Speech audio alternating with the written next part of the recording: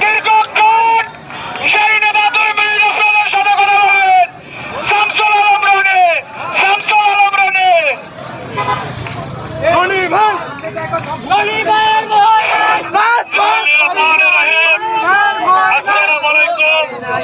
এই বড়াইয়া ইউনিয়নবাসীকে আমি আমার পক্ষ থেকে বিপ্লবী শুভেচ্ছা সালাম জানাচ্ছি। আসসালামু আলাইকুম। সাথী বন্ধুরা আমার, আজকে দীর্ঘ 18 বছর কষ্টের পরে এদেশের মানুষ নতুন করে স্বাধীনতা পেয়েছে। আমি স্বাধীনতার শুভেচ্ছা দিতে চাই না, আমি বলতে চাই এদেশের হাজার হাজার শত শত মায়ের বুক খালি করে হাসিনা এদেশ ছেড়ে পালিয়েছে। আমরা হাসিনাকে দেশে ফিরিয়ে এনে তাকে বিচারের কাঠগড়ায় দাঁড় করাতে চাই।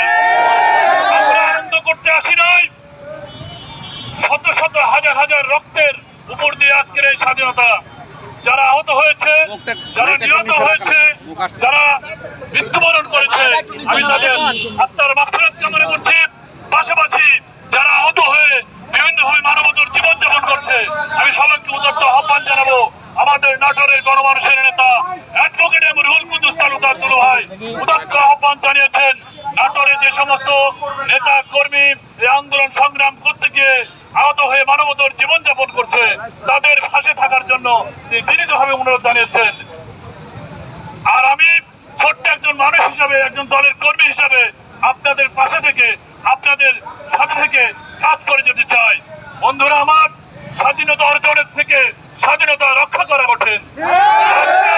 হাসিনা ওই ইন্ডিয়ায় বসে, ওই ভারতে বসে দেশের বিরুদ্ধে ব্যাপক ষড়যন্ত্রে লিপ্ত হয়েছে। সবাইকে ঐক্যবদ্ধ থাকতে হবে, ধৈর্য হারা হবে না, বলে চলবে না। বন্ধুরা আমার, এই বড়াগ্রামের মানিকপুরের অনেক আন্দোলন সংগ্রাম সংগঠিত হয়েছে। আমাদের নিশাতেরা, আমাদের চঞ্চলেরা, আমাদের নমানেরা, আমাদের রেজা ভাই, আমাদের লুৎফত চাচা, আমাদের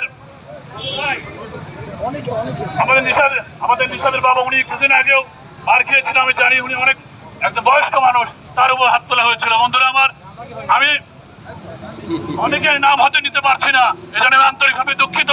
যদি কারো নাম না আনিয়ে থাকি, আল্লাহর ওয়াস্তায় মাফ করে দেবেন। তো সবাই ভালো থাকবেন, সবাই রাজাপুরে আসবেন। আমরা সবাই ঐক্যের কোনো বিকল্প নাই। দেশের বিরুদ্ধে যে ষড়যন্ত্র হচ্ছে, এই ষড়যন্ত্র রুখে দিতে হবে। বন্ধুরা আমার, সবাই ভালো থাকবেন। আসসালামু আলাইকুম ওয়া রাহমাতুল্লাহ।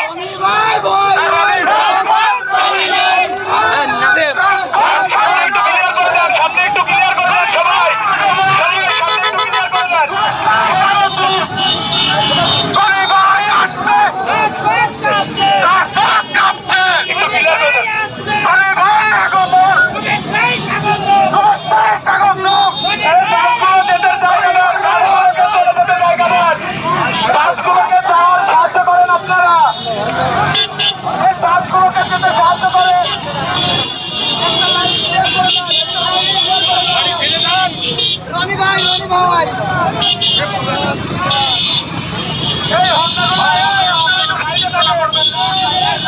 ভাই